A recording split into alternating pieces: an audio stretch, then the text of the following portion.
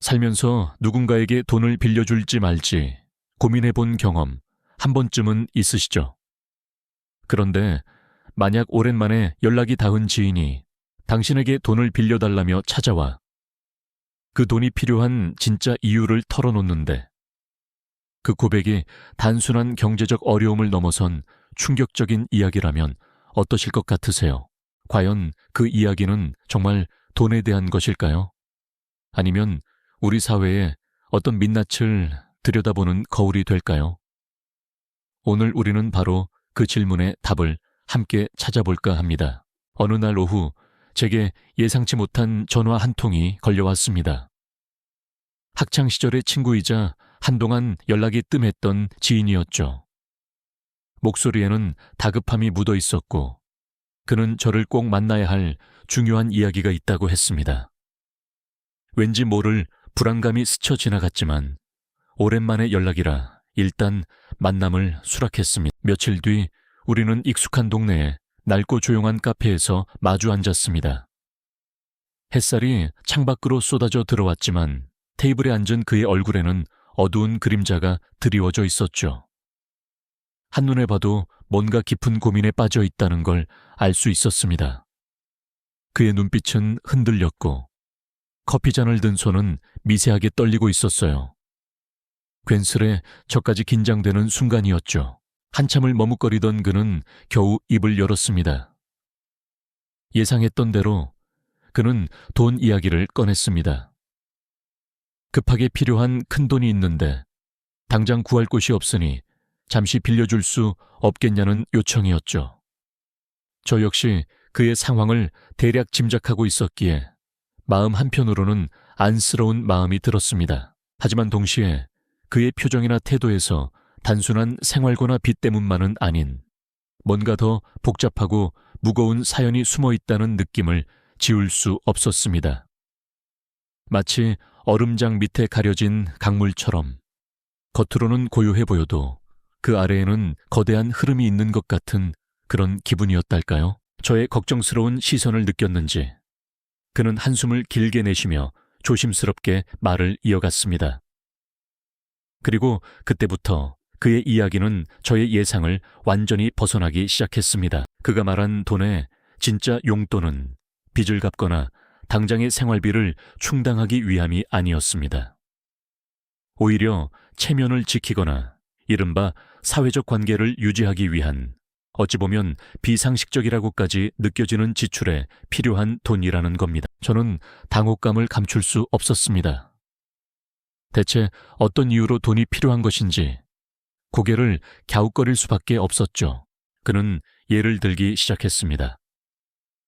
자녀의 특정 사교육 비용, 그것도 남들에게 뒤처지지 않기 위해 꼭 해야만 하는 것처럼 느껴지는 과도한 지출이 쌓여 감당할 수 없게 되었다는 이야기였습니다. 혹은 특정 모임의 회비를 제때 내지 못해 자존심이 상하고 더 이상 그 모임에서 얼굴을 들 수 없게 될까봐 두렵다는 고백도 있었습니다. 심지어는 주변 사람들의 기대를 저버리지 않기 위해 무리하게 투자했다가 손실을 본 상황을 감추기 위한 돈이라는 말까지 나왔습니다. 개인의 생존과는 직접적인 관련이 없는 그야말로 사회적 의무와 관련된 이야기로 흘러가는 그의 고백에 저는 점차 의아함을 넘어선 답답함을 느끼기 시작했습니다. 창밖으로 보이는 무심한 도시 풍경은 마치 그의 말 못할 고민을 전혀 개의치 않는 듯 평온해 보였죠. 그의 손에 들린 한때는 자랑스러웠을 법한 고급스러운 명함 한 장이 지금은 오히려 그를 짓누르는 사회적 가면처럼 느껴졌습니다. 대체 그는 무엇을 위해 이렇게까지 자신을 몰아붙이고 있는 걸까요? 그리고 그가 말하는 보이지 않는 압력이란 과연 무엇이었을까요? 그의 눈빛은 여전히 흔들리고 있었습니다.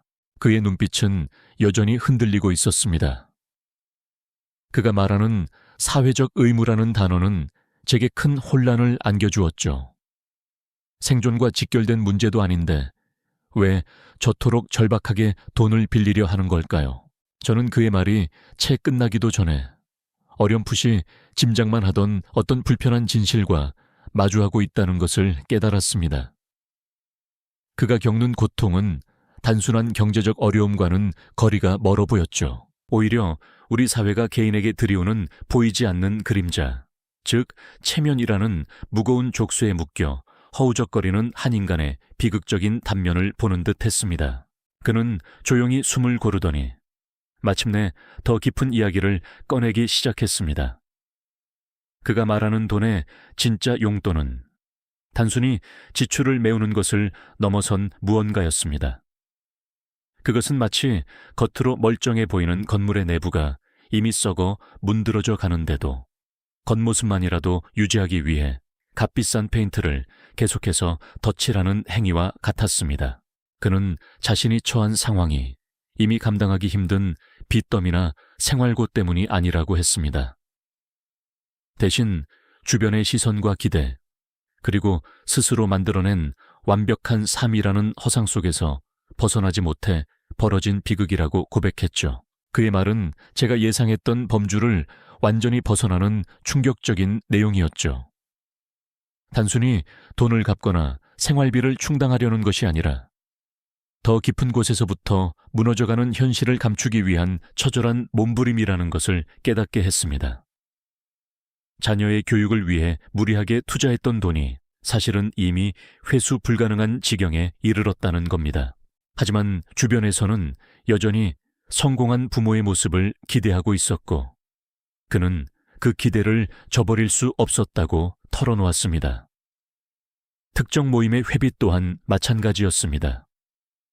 그 모임은 그의 사회적 지위와 인맥을 상징하는 중요한 연결고리였고 잠시라도 빠지거나 체납하는 것은 곧 그의 사회적 죽음을 의미하는 것이나 다름없었다는 이야기였죠.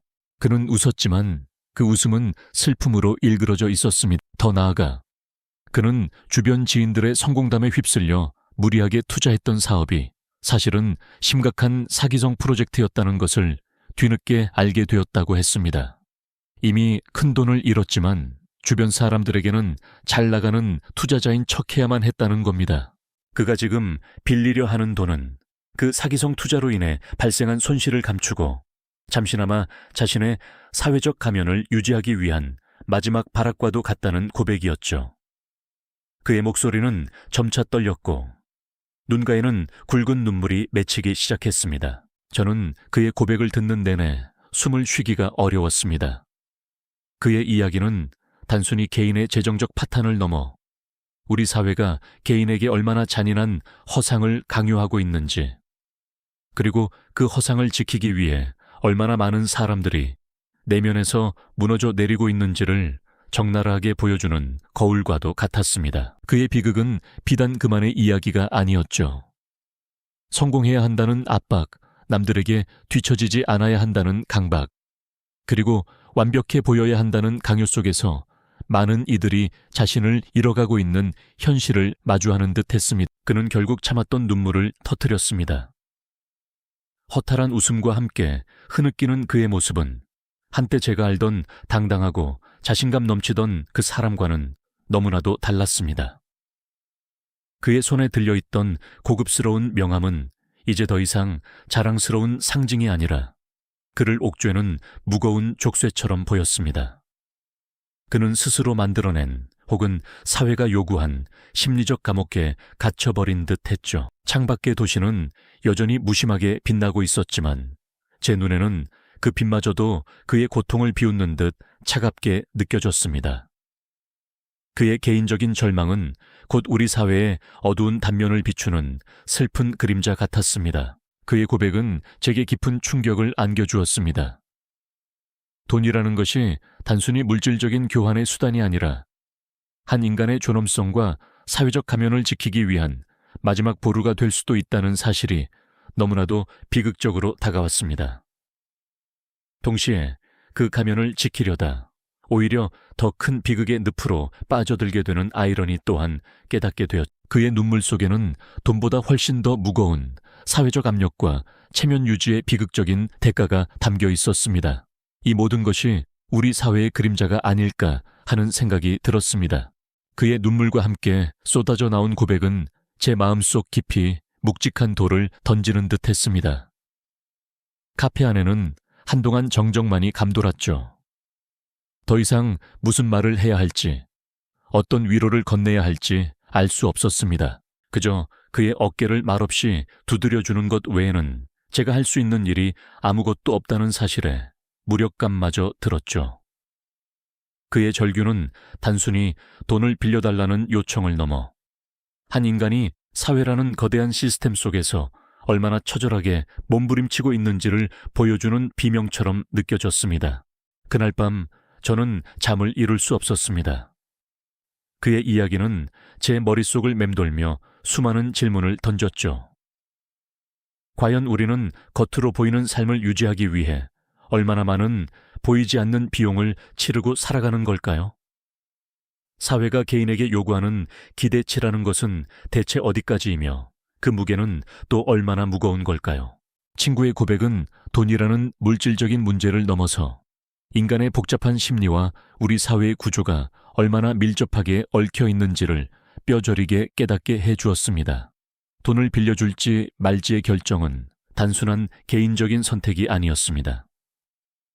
그것은 우리 사회의 거대한 맥락 속에서 깊이 고민해야 할 문제라는 생각이 들었죠. 어쩌면 우리는 모두 친구처럼 각자의 사회적 가면을 쓰고 살아가는 건 아닐까요? 남에게 보여지는 삶을 위해 혹은 특정 집단에 소속되기 위해 때로는 내가 원하지 않는 지출을 감내하거나 무리한 투자를 감행하는 일도 벌어지곤 합니다. 친구가 감당해야 했던 자녀의 값비싼 사교육 비용, 품위를 유지하기 위한 모임의 회비, 혹은 주변의 기대를 저버리지 않기 위한 무리한 사업 투자는 결국 그를 벼랑 끝으로 내몰았던 거죠. 이러한 사회적 의무라는 이름 아래 개인의 생존과 행복은 뒷전으로 밀려나는 비극이 벌어지고 있었습니다. 그의 사례는 우리 사회가 개인에게 들이오는 허상과 압력이 얼마나 잔인한 결과를 초래할 수 있는지 여실히 보여주는 거울과도 같았습니다. 친구의 개인적인 비극은 결코 그만의 이야기가 아니었죠. 오히려 우리 사회 곳곳에 만연한 특정한 현상의 아픈 단면을 비추는 듯 했습니다. 우리 사회가 정해놓은 성공의 기준, 행복의 기준에 맞추기 위해 얼마나 많은 사람이 보이지 않는 곳에서 고통받고 있을까요? 그 질문은 마치 제 심장을 꿰뚫는 듯 날카로웠습니다. 돈은 단순히 물건을 사고 파는 교환의 수단이 아닙니다. 때로는 한 인간의 존엄성을 지키고 사회적 체면을 유지하기 위한 마지막 보루가 되기도 하죠. 하지만 동시에 그 가면을 지키려다 오히려 더 큰 비극의 늪으로 빠져들게 만드는 씨앗이 되기도 합니다. 친구의 눈물은 바로 이 비극적인 아이러니를 고스란히 담고 있었습니다. 돈에 얽힌 그의 절망은 우리가 겉으로 드러나는 모습에 얼마나 많은 비용을 지불하며 살아가고 있는지, 그리고 그 이면에 숨겨진 개인의 고통과 사회적 압력은 무엇인지 깊이 성찰하게 하는 강력한 메시지였습니다. 오늘 제가 들려드린 친구의 이야기는 비단 한 사람만의 비극이 아닐 겁니다. 어쩌면 우리 주변의 수많은 사람이 겉으로는 아무렇지 않은 듯 웃고 있지만 속으로는 친구와 같은 보이지 않는 고통과 사회적 압력에 시달리고 있을지도 모른다는 경고이기도 합니다. 우리는 타인의 도움 요청을 들을 때 그저 겉으로 보이는 상황만 판단할 것이 아니라 그 이면에 숨겨진 진짜 이야기를 읽어낼 수 있는 통찰력을 길러야 하지 않을까요? 돈이라는 물질적인 가치를 넘어 한 인간의 존엄성과 사회적 관계의 본질에 대해 다시 한번 깊이 생각해 보게 됩니다. 돈은 단순한 교환 수단이 아니라 인간의 욕망과 사회의 구조가 복잡하게 얽혀 있는 참으로 오묘한 거울과도 같다는 생각이 드는 밤이었습니다. 친구의 흐느낌이 멎고 그가 카페 문을 나선 뒤에도 저는 한참 동안이나 자리에 앉아 움직일 수가 없었습니다. 텅 빈 테이블 위에는 온기가 식은 커피잔과 형언할 수 없는 무거운 침묵만이 가득했죠. 그의 고백은 단순히 돈을 빌려달라는 부탁을 넘어 우리 사회에 보이지 않는 단면을 적나라하게 보여주는 충격적인 거울과도 같았습니다. 눈앞에 펼쳐진 친구의 절망은 과연 그만의 이야기일까요? 아니면 우리 모두가 짊어지고 있는 드러내지 못할 무게의 한 조각이었을까요? 그 순간 저는 친구의 요청을 어떻게 받아들여야 할지 깊은 고민에 빠질 수밖에 없었습니다. 단순히 돈을 빌려주고 안 빌려주고의 문제를 넘어섰다는 것을 직감했기 때문이죠. 그의 고백은 저에게 한 가지 질문을 던지고 있었습니다. 이 돈이 과연 친구를 진정으로 돕는 길일까? 아니면 그가 겹겹이 쌓아 올린 사회적 가면이라는 위태로운 탑을 잠시 더 지탱해 주는 것에 불과할까 하는 질문 말입니다. 그 가면 뒤에 숨겨진 진짜 고통의 뿌리를 뽑아낼 방법은 과연 없을까요? 우리는 살아가면서 알게 모르게 얼마나 많은 보이지 않는 비용을 지불하고 있을까요? 타인의 시선, 사회적 기대치, 그리고 스스로 만들어낸 완벽한 모습이라는 허상에 갇혀 우리는 때때로 진정한 자신을 잃어버리곤 합니다. 친구의 경우는 자녀의 사교육 비용, 특정 모임의 회비, 혹은 타인의 기대를 저버리지 않기 위한 무리한 투자처럼 직접적인 생존과 무관해 보이지만 사회적 의무라는 이름으로 포장된 지출들이 그를 벼랑 끝으로 내몰았던 것이죠. 그것은 마치 진흙탕에 빠진 사람에게 잠시 발 디딜 곳을 마련해 주는 것과 같았습니다. 근본적인 해결책이 아니라 일시적으로 상황을 모면하기 위한 미봉책에 불과하다는 걸 알면서도 그 절박함 앞에서는 저 역시 무력감을 느낄 수밖에 없더군요. 친구가 토해낸 비극적인 진실은 그가 이미 빠져나올 수 없는 사기성 투자나 무리한 자녀 교육 투자로 인해 가정 파탄의 위기에 처해 있었음에도 마지막까지 사회적 가면을 유지하려 발버둥쳤다는 사실이었습니다. 그의 눈물은 단순히 경제적 어려움을 호소하는 것이 아니었습니다. 그것은 우리 사회가 개인에게 강요하는 허상과 압력이 얼마나 잔인한 결과를 초래하는지, 그리고 그 허상에 매달리다 결국 모든 것을 잃게 되는 비극적인 아이러니를 고스란히 담고 있었습니다.